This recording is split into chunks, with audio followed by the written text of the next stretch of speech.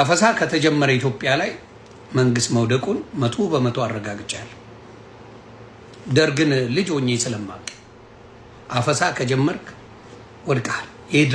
ይድረስ ነው የምታሰለጥነው። አቅም የለህም፣ አፈር ትበላለህ። ማሂ በቃ ይድረስ ነው የምታሰለጥነው። አልቆባል። ሰው ተቀባይነት አላገኝም። ምናልባት የምፈራው ይሄ መከላከያ አፈሙዙን ወደ መንግስት እንዳያዞር እየፈራው ነው። እቺ ነገር እንዳረሷት ምናልባት ይሄ መከላከያ አፈሙዙን ወደ መንግስት እንዳያዞር ያስፈራል። ምክንያቱም መከላከያው እየራበው ልጆች ያላቸው አሉ፣ ቤተሰብ ያለው አለ፣ ቤተሰቡ ተርቧል። ሀገር እየጠበቅኩ ነው እያለ ነው መከላከያው።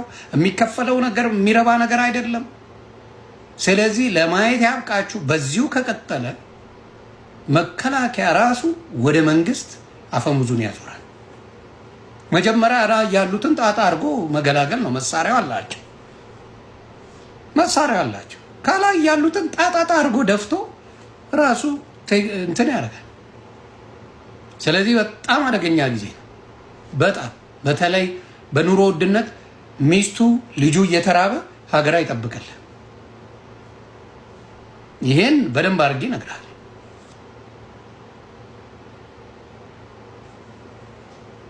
አብረን የምናየው ነው። ስለዚህ አብረን እናየዋለን። መሳሪያ የሚዞረው ረሃብ የመጣ ጊዜ ነው። ይሄ ደግሞ በሚገርም ሁኔታ የምታዩት ይሆናል። ሩቅ አይደለም። ወንድሜን ለምንድን ነው የምገለው ይላል። ምክንያቱም ለምንድን ነው ወንድሜን የምገለው? ለምንድን ነው ንጹሐንን የምገለው? ምን አረጉ? ጨርስ፣ ችግር የለው። የጋራ ችግራችን ለመፍታት ነው እያቀረብኩ ያለው። ከአስቸኳይ ጊዜ አዋጁ ከታወጀበት ጊዜ ጀምሮ በአዋጁ ስነስርዓት በተግባር እንደሚታየው የተከበረዋል የስነስርዓት ጥያቄ ዝማለ ስነስርዓት ጥያቄ የስነስርዓት ጥያቄ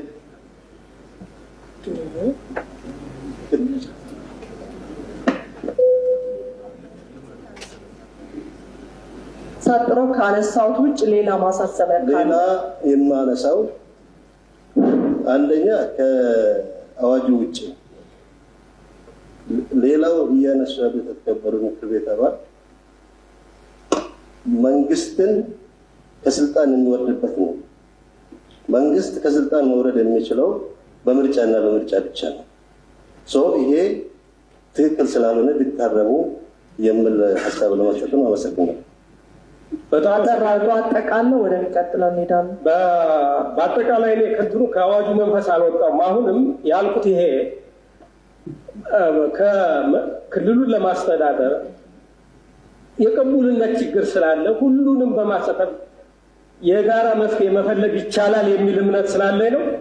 ችግሩን በዘለቄታው ለመፍታት አሁን በአዋጁ በተግባር በዋለባቸው ጊዜ አንድ ሲንግላው ታድርጎ አንድ ብሔር አባላትን እንዲህ ለጥቃት በሚያጋልጥ መንገድ መሆኑ ራሱ ምን ያህል አስከፊ ነገር እንዳለ የሚያመለክት ነው። ሌላው አምስተኛ ማነሳው አሁን በአማራ ክልል በሚታየው የተቃውሞ እንቅስቃሴ ዋነኛ ተዋናዮች አርሶ አደሮች፣ ወጣቶች፣ ሰፊ የከተማ ነዋሪዎች ናቸው።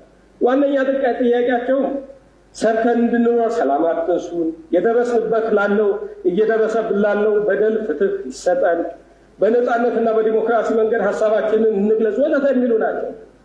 አሁን ግን በተገላቢጦሽ እየሆነ ያለው ይሄ የራሳቸው ጥያቄ ሆኖ እያለ ሌሎችን ክልሎች አገይንስት አማራ ሞቢላይዝ ለማድረግ በተለይም ደግሞ ከኦሮሞ ህዝብ ጋር አንዳንድ የሚነሱ አገይንስት ኦሮሞ ይገቡኛል እዚህ ቤትም ጭምር የሚነሱ ሰምቻለሁ።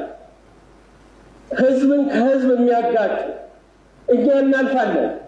ነገር ግን ህዝብን ከህዝብ የኦሮሞን ህዝብ ልክ በአማራ ላይ ለማነሳሳት የሚደረጉ በመንግስት ደረጃ ኃላፊነት የጎደለው ነገር ነውና መታረም አለበት።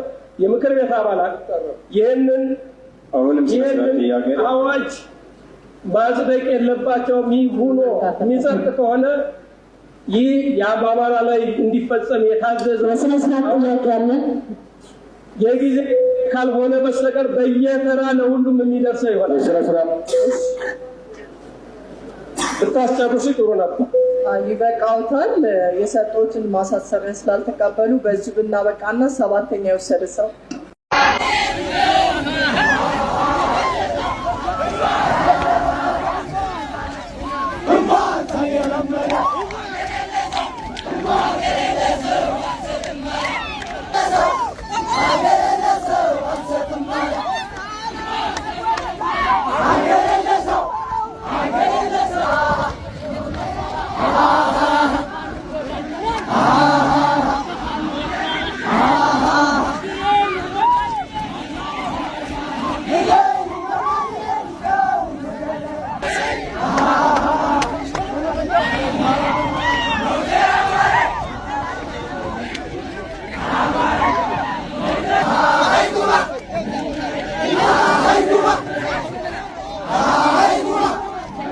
የኢትዮጵያ ባንኮች የአማራ ድርሻ ምን ያህል እንደሆነ፣ የንግድ ድርጅቶች በአማራ የተያዘ የንግድ ድርጅት ምን ያህል እንደሆነ፣ ምን ያህል ዶሚናንት እንደሆነ እነዚህን ቆጥሮ እነዚህን እንዴት አድርጎ ሪቨርስ ማድረግ እንዳለበት ነው እየሰራ ያለው።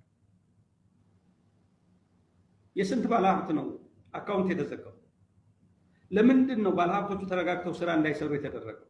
ሰበብ እየተፈለገ እንዲዳከሙ እየተደረገ ያለ። ይህ እኮ ፕራክቲካሊ አዲስ አበባ ውስጥ ያለ ባለሀብት በተጨባጭ እየደረሰበት ያለው ግፍ ነው። ለምን ኢኮኖሚካሊ አማራን ዲስማንትል ማድረግ አለበት ከሀገሪቱ ኢኮኖሚ፣ ከአዲስ አበባ የተፈናቀሉት ሰዎች አዲስ አበባ ዙሪያ ምንድነው የሚባሉት? ኦሮሞም ይፈናቀላሉ። ልክ ነው።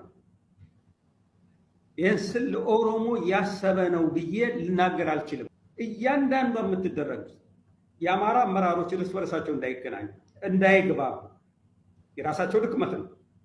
አብይ ድክመትን የአማራ አመራሮችን ድክመትን የተጠቀሙበት ለአንዱ አንድ በሚገርም ሁኔታ አንዱን ከሌላው ጋር በማጠላለፍና በማጣላት ረገድ ይሄ ሰውዬ እኔ በህይወት ዘመኔ እንዲህ አይነት እንትን አይቻለው። ለአበበ የሆነ ነገር ይለዋል አገይንስት ያኛው ጓደኛ፣ ለዛኛው ደግሞ ሌላ ይለዋል። በዚህ መንገድ እርስ በርሱ እንዳይተማመን በማድረግ መፈረካከስ ነው አማራን አመራር አልባ እንዲሆን ያደረገው በዚህ መንገድ